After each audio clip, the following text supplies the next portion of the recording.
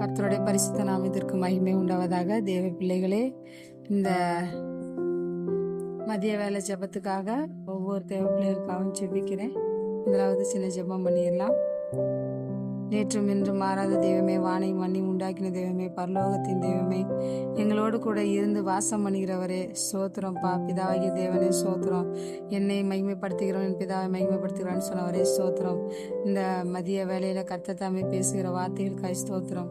எங்க இடத்தில் எங்களுடைய இருதயத்தை திறக்கத்தக்கதான அநேக சத்தியங்களை சொல்லிக் கொண்டிருக்கிறதுக்காய் ஸ்தோத்திரம். பரிசுத்த ஆவியானவர் எங்களோடு கூட அசைவாடுகிறதுக்காய் ஸ்தோத்திரம்.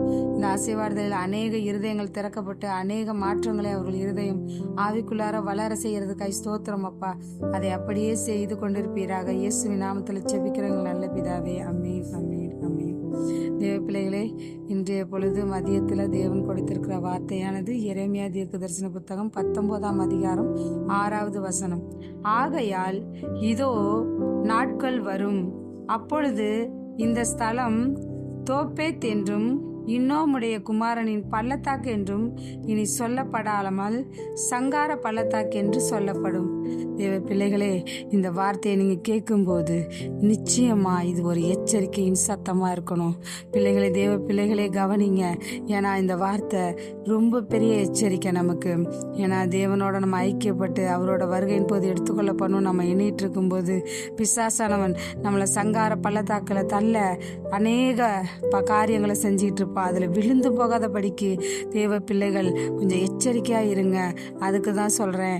கர்த்தர் தாமே இந்த கொடுத்திருக்க வார்த்தை எப்படிப்பட்ட சூழ்நிலை எழுதப்பட்டதுன்னா, எரேமியா தீர்க்கதரிசிக்கு கர்த்தர் சொன்ன வார்த்தை. அவர் ஒரு கலசத்தை எடுத்துட்டு போய் இன்னோமுடைய குமாரன் பள்ளத்தாக்குல நின்று அவர் சொன்னதெல்லாம் சொல்லிட்டு கடைசியில் அந்த கலசத்தை உடைச்சி போட சொல்லுவார். எல்லாரும் பார்த்துக்கிட்டு இருக்கும்போது அந்த கலசத்தை உடைச்சி போட சொல்லுவாரு. நம்ம என்றென்றைக்கும் தேவனை பத்தி அறிஞ்சிருக்கிற ஒரு விஷயம், இரக்கமுள்ளவர், நம்மளை ஏத்துக்குவாரு, நம்மளை என்றென்றைக்கும் நடத்துவாருங்கிறது உண்மைதான். தேவன் இரக்கமுள்ளவர் தான், அன்பானவர் தான். ஆனா நம்மளோட தப்பிதங்களை நம்ம அறிஞ்சு அதை அறிக்கையிட்டு, ஆண்டவரே நான் இந்த இடத்துல மிஸ்டேக் பண்ணிட்டேன், என்னை சரி பண்ணுங்க, நான் இனி இந்த மிஸ்டேக் பண்ணக்கூடாதுன்னு நம்மளை தாழ்த்தி ஒப்பு கொடுக்கும்போது, மனம் திரும்புகிற போதுதான் தேவன் இன்னும் அதிகமாக நமக்கு நன்மை செய்வாரு. ஆனா நம்ம அதை கண்டுக்காம நம்மளோட இஷ்டத்துக்கு இருந்துட்டோம்னா இன்னோமுடைய குமாரனின் பள்ளத்தாக்கு போல நம்மளை எண்ண மாட்டாங்க, சங்கார பள்ளத்தாக்கா பிசாசா நம்ம மாத்திருவான். ஏன்னா இனிமே பூமி காலம் செல்லாது. காலம் செல்லாதுன்னா என்ன அர்த்தம்? அந்திகிறிஸ்துவின் ஆட்சி வரப்போற நாள் இருக்கு. தேவன் எடுத்துக்கொண்டதுக்கு அப்புறம் வரப்போற அந்த சூழ்நிலை, ஏண்டா மக்கள் வாழ்றோன்னு சொல்லத்தக்கதான மரணத்தை தேடி கூட அந்த மரணம் கிடைக்காத சூழ்நிலையில ஆண்டவரே இருதயத்துல கஷ்டப்படுவாங்க ஜனங்க. அந்த சூழ்நிலை சங்கார பள்ளத்தாக்கு என்று சொல்லப்படுது. அந்த சங்கார பள்ளத்தாக்குல ஜனங்க யாரும் மாட்டிக்கொள்ளப்படாதபடிக்கு முதலாவது தேவனை தேடுகிற இருதயத்துல வச்சுக்கோங்க. தேவனோட ரகசியங்களை அறிஞ்சுக்கங்க. தேவனோட பேசுகிற உறவை அதிகப்படுத்துங்க. அதோட நம்ம ஆவிக்குரிய விஷயத்துல வளர தேவனிடத்துல கேளுங்க. பரிசுத்த ஆவியானோட கேளுங்க. இன்னைக்கு நான் என்ன பண்ணணும் தகப்பனே சொல்லுங்க. அதே போல அவர் மோஸ்ட்லி உங்கள்கிட்ட சொல்லணும்னு விரும்புற ஒரே விஷயம், நீங்க எல்லாருக்கும் சுவிசேஷத்தை சொல்லணும். இயேசு நல்லவர்னு எல்லாருக்கிட்டையும் அறிவிக்கணும். உங்களோட நாவு அறிக்கை பண்ண உங்களுக்கான பரலோக பொக்கிஷம் மட்டும் இல்ல, தேவனோட வருகையில நீங்க எடுத்துக்கொள்ளப்படுவதும் அதிக நிச்சயமாகும். அதனால தேவ பிள்ளைகளே, ஒரு விசை யாராவது ஒருத்தர் இந்த வீடியோவை புதுசா கேட்குறீங்கன்னா உடனே முழங்கால் படி போட்டு எச்சரிக்கைய மனதில் ஏற்றுக்கோங்க. ஏன்னா கடிந்து கொள்தலுக்கு நம்ம செவி சாய்க்கிறவங்களா இருக்கணும்.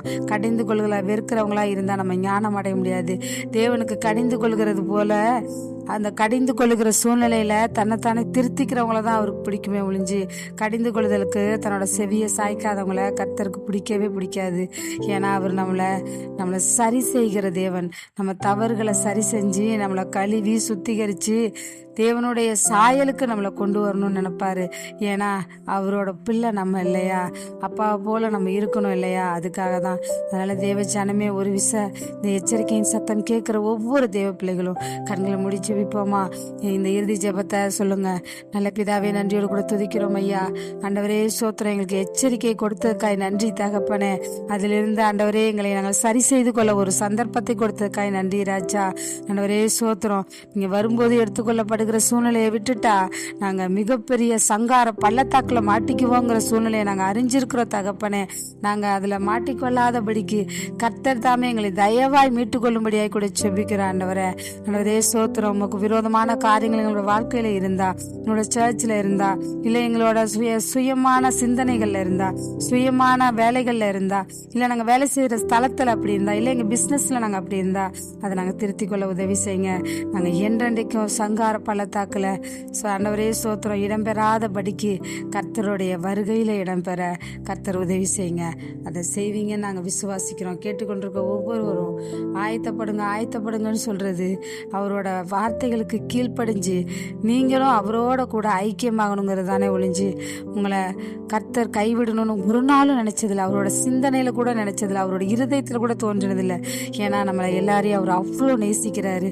ஆனா நம்ம தான் அவரோட நேசத்தை புரிஞ்சுக்காம சங்கார பள்ளத்தாக்குக்கு நம்மளோட பாவங்கள்னால அக்கிரமங்கள்னால இழுக்கப்பட்டு போறோம். அதனால தயவு செஞ்சு தேவஜனமே, இது ஒரு டேர்னிங் பாயிண்டா இருக்கட்டும். தயவு செஞ்சு நீங்க மனம் திரும்புங்க. இந்த சூழ்நிலை இந்த எச்சரிக்கையை இருதயத்துல கொண்டுட்டு போங்க. இதை அசால்ட்டா நினைக்காதீங்க. சங்கார பள்ளத்தாக்கு சொல்லப்படுற இடத்துல எரேமியா தீர்க்கதரிசி சொன்ன தீர்க்கதரிசனம் மாதிரி நம்ம போய் மாட்டிக்கொள்ளாதபடிக்கு தேவனோட வருகையில பரிசுத்தமா அன்பா எடுத்துக்கொள்ளப்படவும் நித்திய காலம் வாழ்ற நித்திய ஜீவனையும் பெற்றுக்கொள்ள நீங்க இன்னைக்கு பிரயாசப்பட்டு ஜெபம் பண்ணுங்க. இந்த ஜெபம் கர்த்தரால கேட்கப்படும். கேட்கிற யாவரும் தேவனிடத்துல கேளுங்க, எல்லாமே தேவனால கொடுக்கப்படும். அதனால இயேசுவின் நாமத்துல ஜெபிக்கிறேன். கேட்கிற ஒவ்வொரு பிள்ளைகளோட ஜெபத்தையும் கேளுங்க ஏசப்பா. ஒவ்வொருத்தருக்கும் பதில் கொடுங்க தகப்பனே. அவங்க சோர்ந்து போகாதபடி, விசுவாசத்துல சோர்ந்து போகாதபடி, வேதத்தை வாசிக்கிறதுல சோர்ந்து போகாதபடி உற்சாகமே தேவனோட காரியங்களை செய்ய உதவி செய்யுங்க. சங்கார பள்ளத்தாக்குக்கு அவங்க போகாதபடி கர்த்தர் பாதுகாத்து வெளியடைப்பீராக.